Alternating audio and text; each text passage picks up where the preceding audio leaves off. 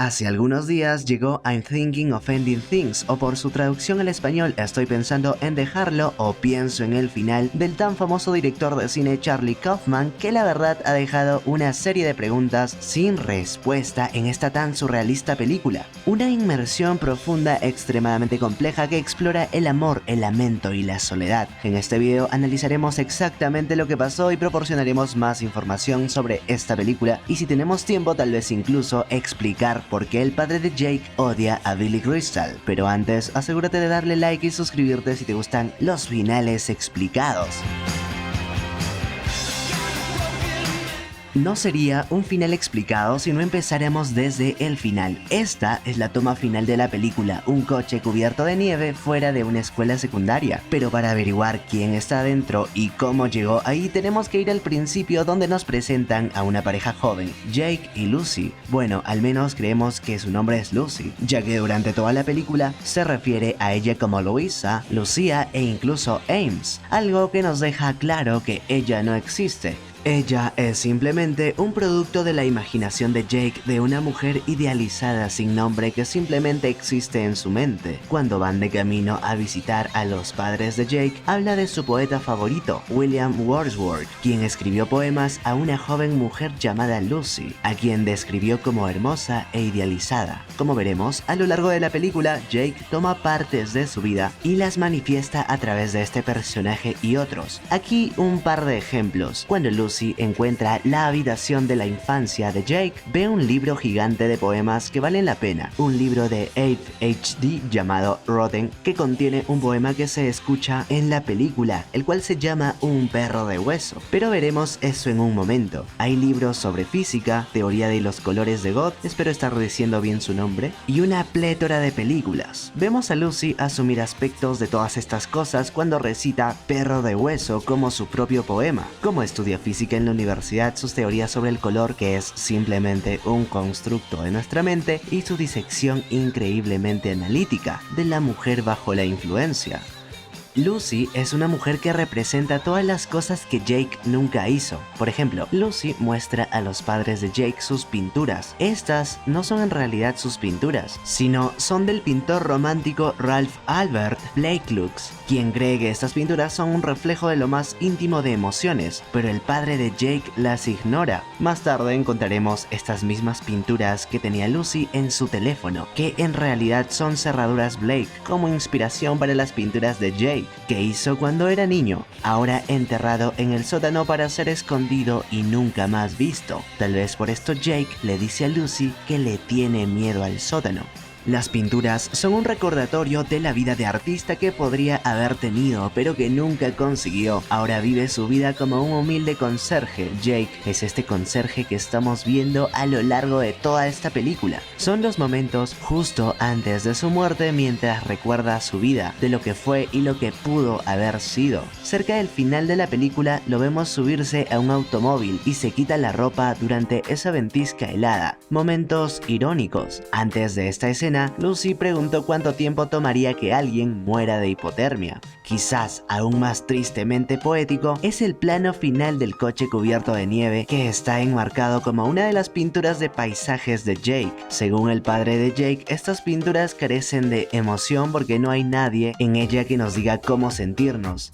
Esta imagen final, aunque ambigua, posiblemente Kaufman diga que esté lleno de emoción. De hecho, es una de las pocas tomas en la película completa que es brillante y colorida, tal vez sugiriendo que Jake está pasando a donde puede vivir para siempre en este sueño de sus logros. Es algo bueno, literalmente lo vemos aceptando un premio Nobel frente a su musical favorito en su escuela secundaria, donde sus compañeros una vez se burlaron de él, ahora victoriando mientras el marco se desvanece.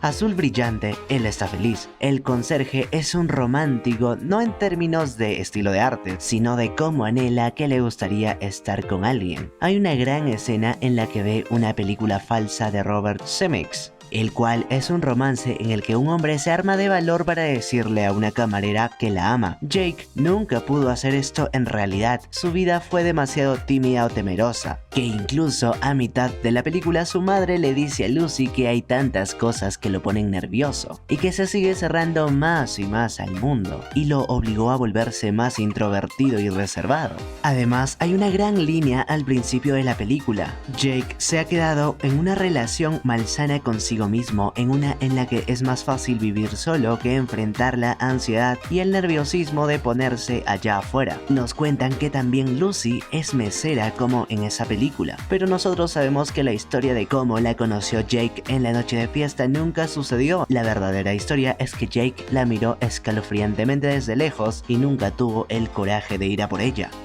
Lo que estamos viendo aquí es la imaginación de Jake, de lo que podría haber sido si hubiera tomado acción con ella. La vida del conserje se desangra en el mundo de ensueño de este joven Jake. Por ejemplo, las chicas que se burlan de él en el pasillo son las chicas que trabajan en el Tulsi Town. La chica solitaria con sarpullido en los pasillos también trabaja allí. Estos dos bailarines que están ensayando para Oklahoma se estrellan contra el casillero y terminan haciendo de los bailarines de Jake durante su rutina. Y deberíamos hablar sobre este largo baile interpretativo cerca del final. Es esencialmente lo que su vida podría haber sido si hubiese tenido el coraje de invitar a salir a esa chica. Es feliz, alegre y caprichoso, que es hasta la aparición del conserje que se nos aclara la representación de las dudas de Jake sobre su vida real. Aplasta los sueños de lo que podría haber sido, literalmente apuñalándolo hasta la muerte. Y todo lo que queda es un portero triste que tiene que limpiar el desorden. No es de extrañar entonces que después de esta escena es cuando entra al auto, se quita la ropa y se congela hasta morir. Ahí es cuando tenemos esta extraña transición, donde sigue a un cerdo animado en la escuela,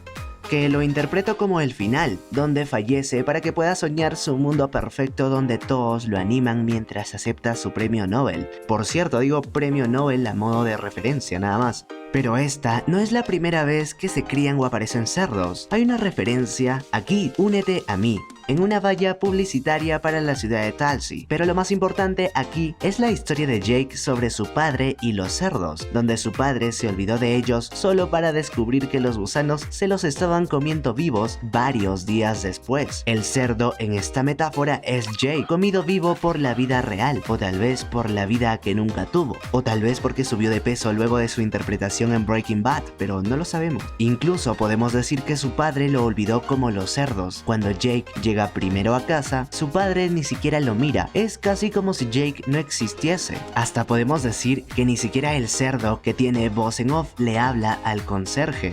Esto hace que las cosas sean aún más espeluznantes cuando descubrimos que tienen cerdo para cenar. Así que después de la historia de este cerdo, Lucy dice de los animales y se expresa sobre una imagen del conserje solitario, para que el conserje siga al cerdo hasta el escenario de la escuela secundaria, donde vemos a Jake dando un discurso de aceptación para su premio Nobel. Todo el mundo está allí en maquillaje de persona mayor, un maquillaje cutre como su vida, mientras canta Habitación Solitaria de Oklahoma, de Rodgers y Hammerstein. Toda la canción trata sobre un juez que vive una vida bastante dura durante el día, pero tan pronto como se va a la cama, él sueña. Esta canción es sobre él y el sueño que acabamos de ver más de 2 horas viendo a Jake trabajar como conserje durante el día, al igual que Jad trabaja como peón, pero ambos hombres por la noche son capaces de soñar con un mundo mejor. No nos dan la imagen completa de la vida de Jake, solo fragmentos,